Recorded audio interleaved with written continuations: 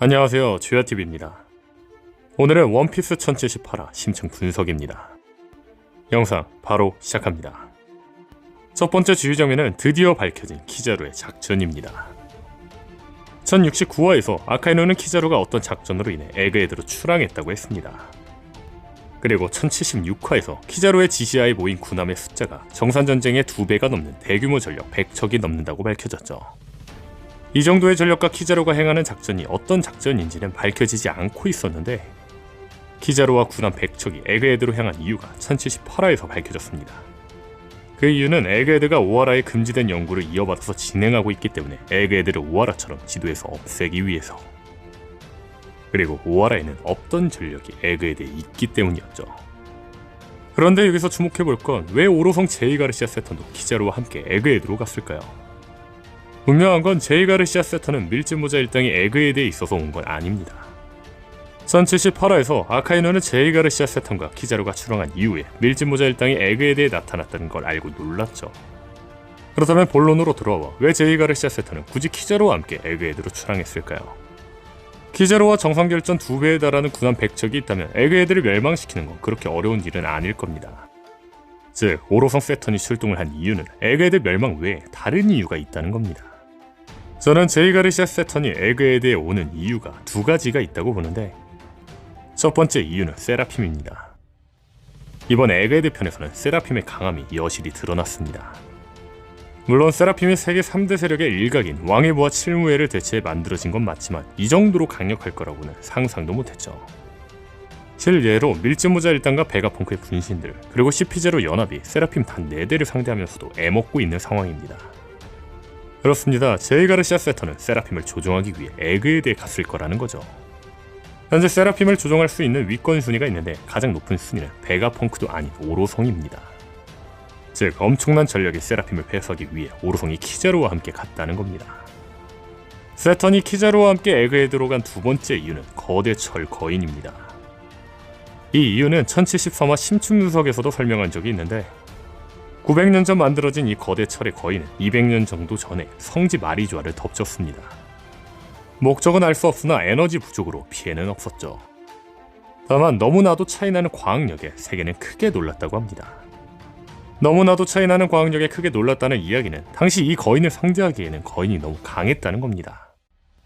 그렇죠. 이 철의 거인은 고대 왕국과 연관되어 있는 로봇인데, 압도적인 힘을 가진 거인이라면 이 거인은 세계 정부에게 엄청난 위험일 겁니다. 즉, 앞서 말한 오하라에 없지만 에그헤드에 있는 전력 중 하나가 거대 철거인도 포함이라는 거죠. 다시 말해, 마리주아에서 누구도 막을 수 없던 거대 철거인이 부활한다면 엄청난 전력이 필요하기 때문에 오로성과 정상결전의 2배가 되는 군함, 그리고 키자루도 출동한 거라는 겁니다. 물론 혹자들은 거대 철거인은 움직이지 않는데 이 가설이 말이 되냐라고 생각하시겠지만, 현재 베가펑크는 자신의 연구의 끝에 다가갈수록 고대의 에너지에 가까워지고 있다고 했습니다. 베가펑크가 고대 에너지에 가까워지고 있다는 이야기인 즉슨 철의 거인을 부활시킬 수 있다는 겁니다. 분명한 건 세계 정부는 고대 왕국에서 만든 철의 거인이 사라진 줄 알고 있는데, 그 철의 거인을 베가펑크가 가지고 있으며 베가펑크가 철의 거인을 움직일 수 있는 고대 동력에 다가가는 걸 듣는다면 오로성은 수단과 방법을 가리지 않아서라도 빨리 이 거인을 제압해야 된다는 강박에 사로잡혔을 거라는 거죠. 즉, 거대 철 거인을 부활시키지 못하게 하기 위해 세턴이 출동했다는 겁니다. 다음 주요 장면은 세라핌 행콕입니다.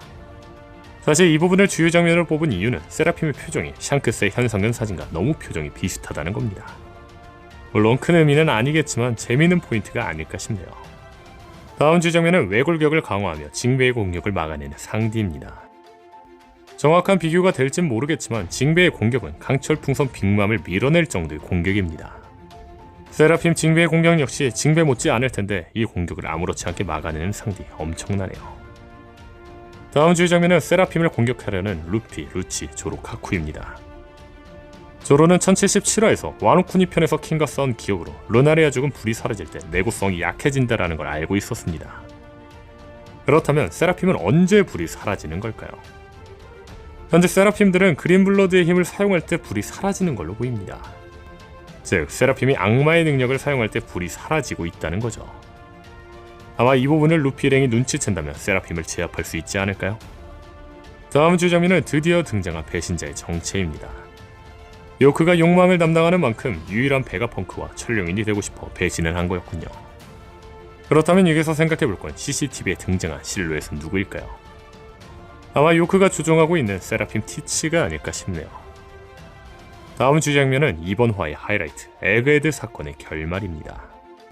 나레이션을 통해 현재 에그헤드 다음 날에 일어나는 사건의 결말은 세계에 생각지도 못한 충격을 주게 된다고 하였습니다. 도대체 어떤 결말이길래 세계가 충격을 갖게 되는 걸까요? 세계가 생각지도 못한 충격을 받는다는 건 세계의 사람들의 기대와 다르게 흘러갔다는 이야기일 겁니다. 그렇다면 여기서 주목할 건 세계의 사람들이 알고 있는 현재 에그헤드의 상황입니다. 현재 1074화에서 모로건진의 밀짚모자가 베가펑크를 인질로 에그헤드에 가두고 해군과 전면전쟁이라는 기사를 쓸 걸 예고했습니다. 즉 세계의 사람들은 에그헤드에서 베가펑크를 인질로 둔 밀짚모자 대 해군의 정면전쟁을 생각하고 있을 거라는 거죠. 아마 이 상황에서 기대와 다르게 아주 충격적인 일이 발생했기 때문에 세계는 생각지도 못한 충격을 받은 걸 겁니다. 현재 사람들은 정상결전의 2배 되는 전력과 기자로 돼 밀짚모자 일당을 생각하고 있습니다. 그렇다면 당연히 사람들은 해군의 승리를 점치겠죠. 그렇다면 생각지도 못한 충격은 해군의 패배 아닐까요? 그렇죠. 세계에 생각지도 못한 충격은 사왕에게 패배하는 해군이라는 거죠. 그렇다면 어떻게 해군이 패배하는 그림이 나올까요? 사나이 적단이 나타나 밀짚모자 일당을 도와 승리할까요? 분명한 건 에그헤드에서 사왕과의 다툼은 사왕의 산하들이 나타나면 전쟁이 일어난다는 암시를 이미 해주었습니다.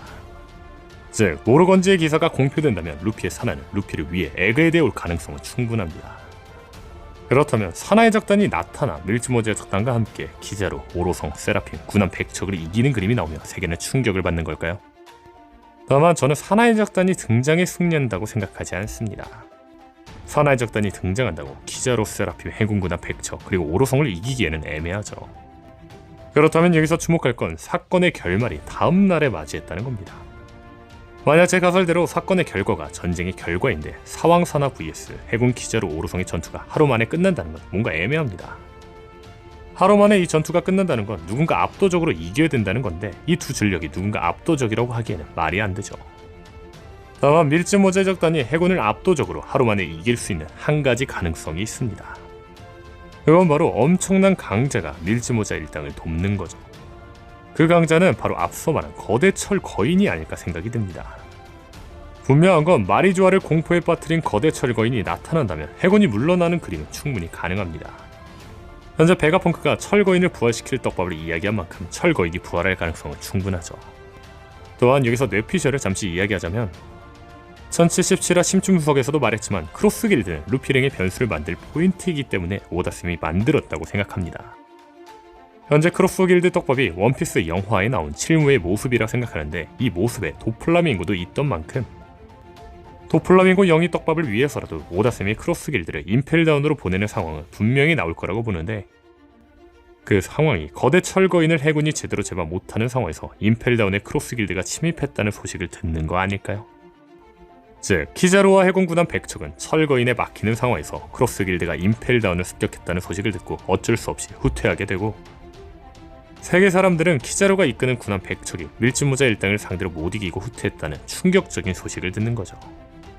과연 세계가 놀란 소식은 무엇일까요?